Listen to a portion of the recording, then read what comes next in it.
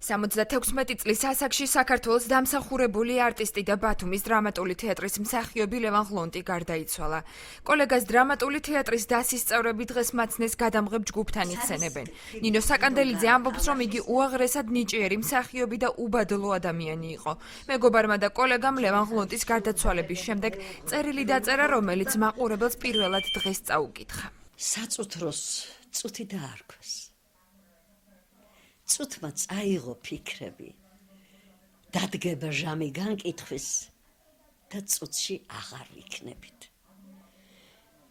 ჩემო ლევან, შენი წუთები ისე მყარად და ისე კარგად გაატარე შენი ცხოვრების მანძილზე, რომ თამამად შეგიძლია თქვა, მე ღირსეულად გავლია ჩემი ცხოვრება და ეს ნამდვილად ასე იყო.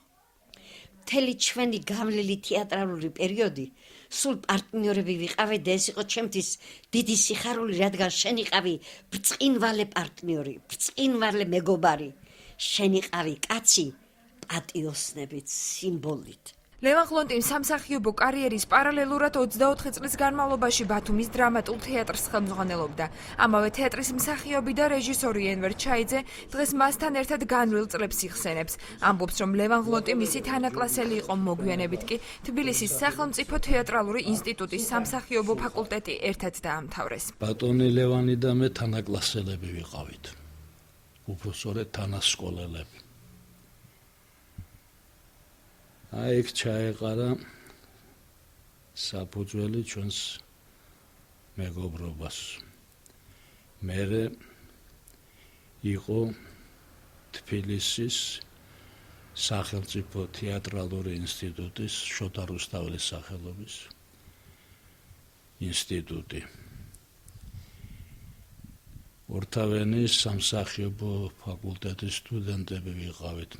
კარგი ხელმძღვანელი იყო მის დროს ბათუმის თეატრმა მიიღო მონაწილეობა, უფრო სწორედ პირველი გასვლა იყო ბულგარეთში ბატონი ლევანის დირექტორობის დროს. ლევან ღლონტის 8 წელი ქართულ თეატრში გამორჩეული იყო, ამბობს თეატრმცოდნე მადონა მჟავანაძე. მისი თქმით, ღლონტის გმირები არასოდეს ყოფილან მარტივი ადამიანები.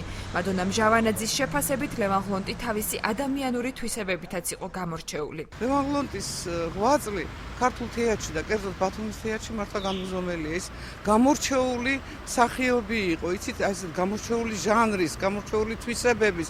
მისი გმირები ყველანი იყვნენ ვაჟკაცები, ზეაწეულები, ცოტა პათეტიკურებიც კი და ლევან ღლონტი ცხოვრებაშიც ასეთი იყო, იცით, როგორიც იყო სცენაზე. ის არასდროს არ იყო უბრალო. ის იყო თავდაბალი, მაგრამ არა უბრალო. ლევან ღლონტს სიცოცხლეშივე მიანიჭეს საქართველოს დამსახურებული არტისტის და საპატიო ბათუმელის წოდება. იგი ასევე ღირსების ორდენის კავალერი იყო. მსახიობს სამშაბათს ბათუმის დრამატული თეატრის შენობიდან გამოასვენებენ.